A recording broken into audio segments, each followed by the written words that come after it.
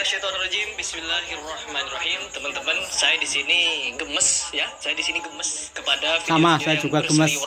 Padahal saya tidak Sama mau bahas Kang Pras perihal ini. ini lagi, yaitu perihal Pilpres. Karena sudah capek ya. Haluisme yang disampaikan oleh beberapa paslon itu sudah cukup ya. Cukup membuat saya memiliki alasan untuk golput daripada nyoblos. Sama, itu sama dengan 2019 haluisme dari kadrun itu yang mengangkat politik identitas, politisasi agama, yaitu sampai sekarang masih berlanjut dan rata-rata mereka ikutnya ke paslon 1 ya. Kita lanjut Kang Pras. Nyoblosan itu, yaitu yang dimana dari paslon nomor 1 haluismenya juga ada banyak, yang di nomor 2 juga ada, yang nomor 3 Coba. ya, cukup membuat saya memiliki alat pres karena sudah capek ya. Haluisme yang disampaikan oleh beberapa paslon itu sudah cukup ya. Cukup membuat saya memiliki alasan untuk golput daripada nyoblosan itu, yaitu ini. Golput inilah yang mungkin pilihan kurang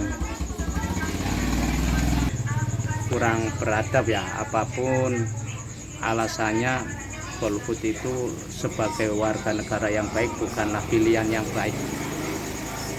Ya inilah karena Kang Pras ini afiliasinya ke Wahabi Salafi, jadi dia lebih memilih golput.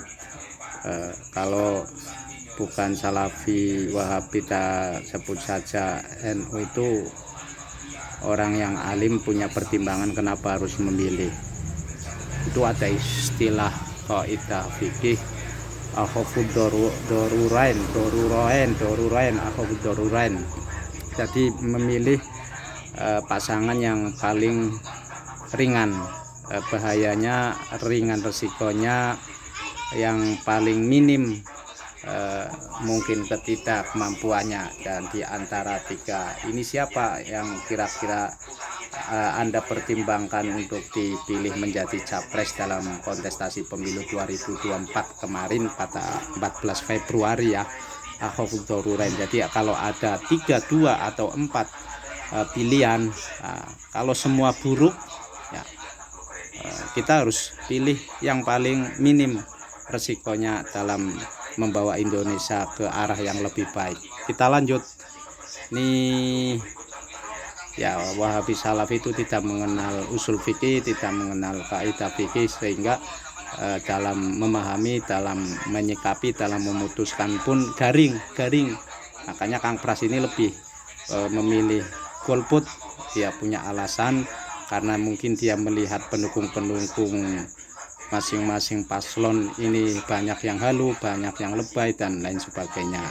Oke, kita lanjut. Dimana dari paslon nomor 1 Dan haluismenya juga untuk ada. sekedar tambahan, saya punya teman-teman Salafi yang memang dalam pemilu, dalam demokrasi, mereka itu tidak memilih, dia memilih golput. Nah, kalau di Indonesia ini dikuasai oleh Salafi gimana? Coba saja mungkin bisa ditanyakan kepada pengerti atau orang alim di kalangan mereka dalam menyikapi pemilu. Yang di nomor 2 juga ada. Yang nomor 3 minim, hanya 1, yaitu Ganjar datang ke Fuad Pleret. Lalu kata Fuad Pleret memberikan kisah mengenai siapa namanya, Nabi Khidir yang Fuad Pleret, dia sebut nama Fuad Pleret, Gus Fuad ya mungkin, tapi nggak apa-apa lah, karena Gus Fuad itu biasa dipanggil Fuad oleh orang-orang yang kontra seperti Habib Bahar dan ini Kang Pras, Fuad Pleret, tapi nggak apa-apa. Memberikan pesan untuk memenangkan Ganjar katanya. Jadi ada semua haluismenya. Tetapi yang paling parah ada di kubu 01. Dan sekarang saya akan membahas beberapa haluisme dari 01 ini. Karena gemes ya, ngelihatnya gemes saya. Coba langsung saja ke video biar cepet. Geram pendukung paslon 01 Anies Caimin merasa dicurangi dalam pemilu dan ancam kepung kantor KPU. Udah. Saya siap. Saya catat semuanya. Catat. Tidak pernah mungkin. Walau gawah dan darah taruhannya. Gawah, walaupun gawah dan darah taruhannya. Hari ini saya mati. Oh, Hari ini saya mati, besok kalian juga mati. iya, iya. Iya. Jadi Kang Pras lagi menayangkan pendukung Anies yang merasa pemilu pada kali ini curang. Kemarin 2019 ketika kita gontok-gontokan mendukung Prabowo, ada kecurangan juga di kubu Jokowi katanya, sampai mengakibatkan banyak insiden-insiden. Iya, bukan cuma berani mati, Pak. Sudah ada yang mati gara-gara demo itu. Ya, sudah ada yang mati. Ini juga mau aja sendiri. Ya namanya demokrasi ya, itu yang penting nggak anarkis. KPU katanya. Ini sampai teriak-teriak gini ya Allah, semuanya harus turun di jalan. Semuanya itu siapa, Bapak? Saya nggak ikutan. Terus turun di jalan. Kampung. Abu Rizky, nah ini Abu Rizky teman saya, teman-teman. Beliau juga aktif di media sosial YouTube ya. Beliau sering mengomentari orang-orang halu, khurafat-khurafat, tahayul-tahayul yang disebarkan oleh orang-orang yang merasa dirinya paham hal goib dan berbicara seenak jidat. Apa kata beliau? Ada gini takbir sallu ala nabi. Pret. Jadi bicara tentang goib itu ya khazanah keislaman ya, tetapi Kang Pras ini dan kawan-kawannya tetap nggak percaya bahwa dalam Islam itu banyak sekali sudut-sudut yang mungkin kita juga nggak tahu benar atau salah ketika orang mengurai tentang hal-hal goib itu. Saya lepas itu ya, jadi kita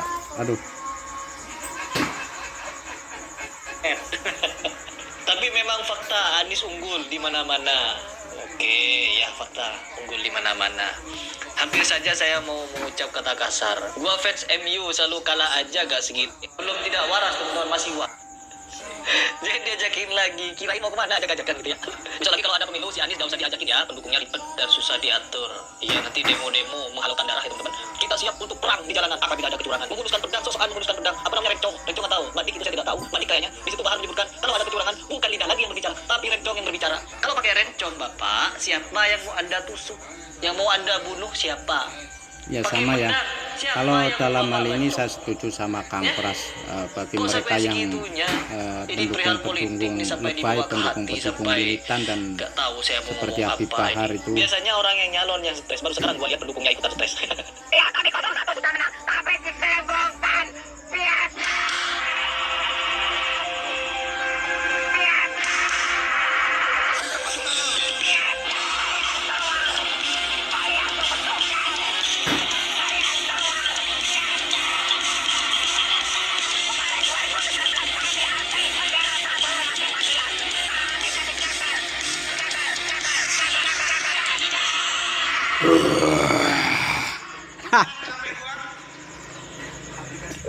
Allah, banyak yang stres. Allah, ini sebenarnya kalau Kang Pras konsisten dia lebih condong ke Wahabi Salafi ya, nggak usah dikasih video efek yang mengandung musik, karena ridho bisa ridho bima yatawalladu minhu. Jadi kebalikannya, kalau tidak cocok sesuatu maka kita juga tidak cocok apa yang timbul dari sesuatu itu. Musik haram ya, apapun misalkan dia menganggap musik haram ya, apapun kegiatan kita seperti jadi YouTuber ya jangan sampai pakai video-video yang efek musiknya ada ya. Tapi Kang Pras ini dikasih, nggak tahu ini Kang Pras Salafi sejati atau masih baru simpatisan atau gimana. Kita lanjut. Stres dimana kita bisa melihat di media sosial kemarin sudah saya reaction juga beberapa caleg yang sampai bicara sama tiang listrik. Bicara sama tiang listrik. Aduh, Allah. Dan di sini kalau kita berbicara masalah politik, ini nggak ada habisnya, ya nggak ada habisnya. Bahkan sampai ada video emak-emak yang mengucapkan ketika dia demo apa dah?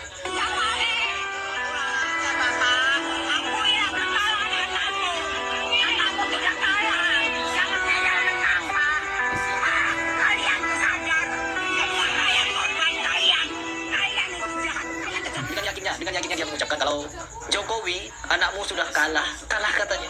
Prabowo kalah teman-teman, yang menang Anies, bukan Ganjar sama Prabowo tapi Anies yang menang. Sampai-sampai dia di jalanan apa di posisi demo itu gak tahu. Saya tidak mau ngurus ya, capek. Karena apa?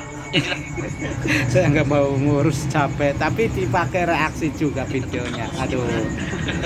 tetap dia yang akan dilantik nanti. Dan setelah pelantikan semuanya akan berjalan lagi. Allah, yang membangun negara tidak bisa sendirian. Seharusnya kita sebagai rakyat kita mendoakan yang terbaik lah. Kalau ada sesuatu yang tidak benar, yaitu tanggung jawab para ulama sebenarnya. Ulamanya, menteri agamanya, MUI-nya, departemen agamanya, untuk apa? Ya untuk Departemen Keagamaan. Mungkin Kang Pras ini seumuran dengan saya yang masih ingat bahwa dalam kementerian itu namanya departemen ya, departemen kedinasan ya. Kalau sekarang ada departemen agama tapi namanya Kementerian Agama. Lanjut. menegur kepada pemimpin-pemimpin yang kurang amanah atau tidak amanah. Mereka sudah bersumpah di bawah kitab suci, di bawah nama Allah. Karena apa? Untuk setia, untuk amanah, untuk menepati janji dan mengabdi kepada rakyat. Apabila di tengah perjalanan mereka melakukan hal-hal yang tidak sesuai dengan janjinya, itu sudah konsekuensi mereka kelak di akhirat. Memang betul, semua itu tidak akan langsung diberikan hukuman dunia. Tapi apa? Ketika mereka kelak nanti akan tahu betapa mereka ini menanggung banyak beban Indonesia. Bayangin, mereka ini memimpin orang se-Indonesia, bersikap adil terhadap kesemuanya itu. Kalau tidak adil bagaimana? Allah. Ya, jadi kita nggak perlu ribet-ribet kok. Kalau mereka tidak membuat kita sejahtera, yaitu urusan mereka dengan Allah. Kalau mereka tidak membuat adil, yaitu juga urusan mereka dengan Allah. Cepat atau lambat, seperti yang dikatakan oleh Pak Zulkarnain, kullu nafsin dha'iqatul maut. Setiap yang bernyawa akan merasakan mati, semua. Jadi apa? Tidak perlu kita sampai gontok-gontokan seperti ini, turun di jalan. Kalau saya mati sekarang, besok akan juga mati. Apa itu rencong yang berbicara? Lu itu apa lagi? Gede perusahaan itu. Oke, selesai. Jadi demikian video sederhana saya, reaksi sederhana saya nggak punya kapasitas, tapi apa yang saya pahami, apa yang saya mengerti sesuai logika saya ya, biar berimbang. Kalau komen di video-video yang lalu sadis-sadis komennya. Ada aki-aki, ada tua bangka, aduh, namanya juga YouTuber. Dan ini dengan cara yang sederhana, habis lembur ya, habis lembur bikin alat-alat kapal ya, ini dengan nelayan Mang Somari ini. Nontonnya apa? Iya, campur aduk. Ari kae sing apa rane kumisen kayak tegas, apa kayak sing ngomong tegas. Siapa sih? Arane Hari Pras. Ngomongnya penang, tegas, sing ora bener ya di babat dia. Iya, seneng. Tapi nggak tahu ini Pak Somari ini kan orang NU, cuma ketika ceramah-ceramah di YouTube itu belum bisa mengidentifikasi apakah terafiliasi dengan Wahabi, LDI, Ahmadiyah atau NU. Yang jelas kalau yang nampaknya bagus, kelihatan tegas, kelihatan benar ya, dia selalu mengikuti. Itu mungkin kebenaran universal walaupun tidak tahu substansi siapa orang itu dan apa masalahnya. Cukup dulu. Assalamualaikum warahmatullahi wabarakatuh. Pengumuman dari Pras. Kaita Salafi dari Pras. Salafi Wapi. Iya sing larang tahlil, maulidan, terus apa manakiban, selamatan dan ritual.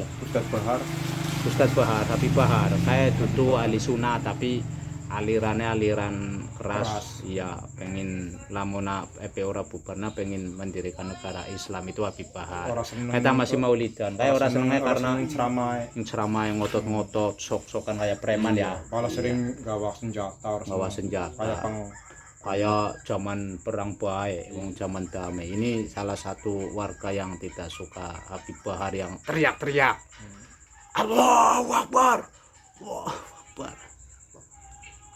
Assalamualaikum sekali lagi warahmatullahi wabarakatuh.